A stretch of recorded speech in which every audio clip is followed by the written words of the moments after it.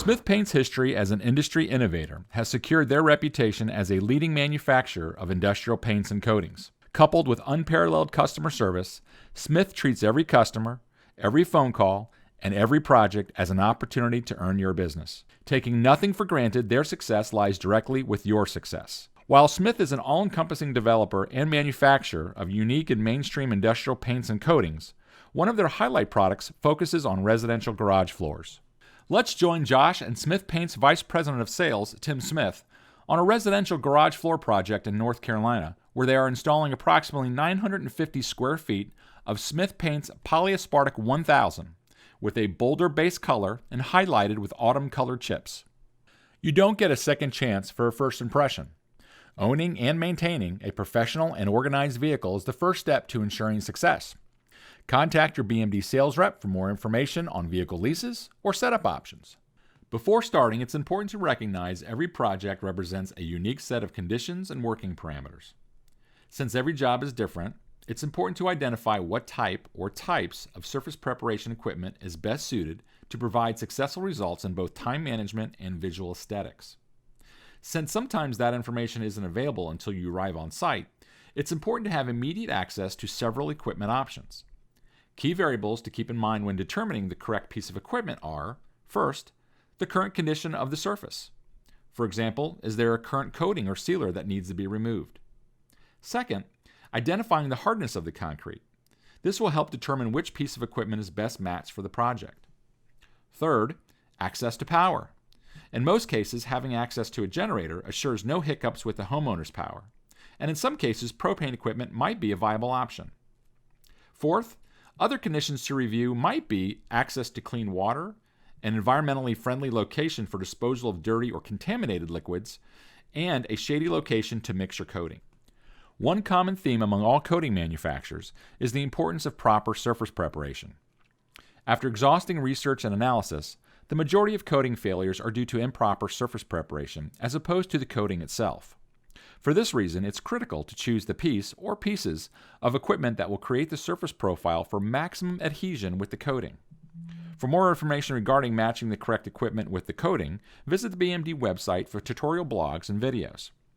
For this project, we are faced with a previously polished concrete floor with heavy densifier and sealer. For the sake of speed and consistent surface profile, we opted to first grind utilizing the STI Prepmaster Jr. 220-volt dual-head grinder in order to penetrate the heavy densifier. We then followed up with a brush blast using Impax America's S210E 8-inch 110-volt shot blaster. These two pieces offered the perfect combination to create an ideal surface for our Smith Polyaspartic. As with any coating project, you'll need the right tools to support the job. Because Polyaspartic is time sensitive and hardens quickly, you will need one of the following for every required step: an 18-inch roller, an 18-inch roller pan, brush for the edges, mixing bucket, disposable gloves, rags, and mixing sticks. In addition, you'll need a tarp of some kind as materials will stain if spilled. You'll need an electric drill with a mixing paddle, painter's tape, spike shoes, a stand-up roller handle, and scraping blades, either metal or aluminum. Like with any project, profits can be earned or lost in efficiency and execution. Because Smith Paint's Polyaspartic 1000 is a one-day application, it's important to have the prep work completed prior to mixing the components. This includes protecting the bottom few inches of the walls using painter's tape, hand grinding the edges, corners, and around door frames, and arguably the most critical step in the preparation process is removing dust and debris from the surface. A popular misconception is this can be accomplished using a simple shop vac. The market is full of quality, high-performing dust collection systems that are specifically designed to capture and contain the ultrafine particles associated with concrete dust. Failure to remove the dust will most likely result in a failure of the coating, not to mention creating a hazardous work environment. It's recommended that after vacuuming the surface, several passes be made utilizing a microfiber mop to extract any remaining dust particles. At this point, it's good practice to conduct a calcium chloride test to measure the amount of moisture or vapor emissions emitting from the floor. Further steps might be required depending on the results of this test.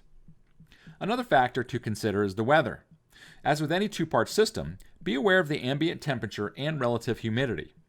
If the temperature and humidity are within 10 points of each other, it could allow undesirable moisture to be introduced. If this happens, it's correctable by conducting an acetone wipe across the floor to eliminate any unwelcome moisture. Before mixing the Polyspartic 1000, make sure to wear synthetic disposable gloves and safety glasses. Always mix products in a well-ventilated area to avoid breathing excessive fumes. The first step is to apply a primer coat to the floor in order to fill in any capillaries. This provides uniformity across the floor for future applications. To begin, place an empty, preferably new, clean and non-contaminated bucket on a protective tarp and slowly pour Part A. However, before adding Part B, slowly mix Part A, but be careful not to induce air into the mix. Now add Part B, but again, mix slowly, careful not to induce air. The preferred method of mixing is with an electric paddle mixer at low RPMs. However, if an electric mixer isn't available, you can mix by hand. Just remember to maintain a consistent mixing motion at low revolutions. Using either method, mix for no less than 3 minutes. And do not cut short or overmix, as this may negatively affect the desired chemical reaction. Once the parts have been combined, you have about 30 to 40 minutes of a working window. Because this is time sensitive, have one person brush the edges while the second person rolls the product to the surface. After the primer application, wait 1 hour before continuing with the base coat application. When preparing the base coat, or the tint coat, pour Part A into a bucket following the same procedures as earlier. However, add the color or the tint before adding Part B. After mixing, the pot life remains the same as the primer, 30 to 40 minutes. Again, mix for no less than 3 minutes. Follow the same application procedures as the prime coat, using someone to brush the edges and the second person to roll the base coat. Be careful to apply evenly across the floor and be attentive to blending the edges. Again, the pot life is 30 to 40 minutes, so don't dilly-dally. If the material starts to harden, you may have to dispose of the old material and start again, an expensive mistake that consumes your profit. Immediately following the application of the base coat, start broadcasting the chips. It's important to wear spiked footwear during this process. If not, the flat surfaces of a boot or everyday shoes will leave footprints in the wet material. Broadcast the chips generously. Excessive chips can be recovered and used again. When broadcasting, literally throw the chips in an upward motion, allowing the chips to naturally fall to the ground. This will help avoid clumping or creating piles of chips. The objective is to totally cover the surface with an even quantity of chips, leaving a consistent and uniform look. After broadcasting, wait an hour, then you can begin scraping the excessive chips. Use light, even pressure when scraping, ensuring not to dig or gouge the surface. At the same time, use a standard off-the-shelf shop vac to collect the excessive chips.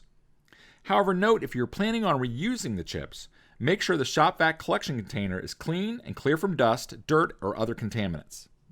After scraping, wait 2 hours. Then you're ready for the last step of applying the clear coat. Again, make sure to apply evenly, avoiding puddling, as well as any thin spots. When you're complete, wait at least 24 hours before parking vehicles, and if you extended your application under the areas where the garage door touches the surface, make sure to leave a 2 to 3 inch gap, not closing the garage door completely, for 24 hours.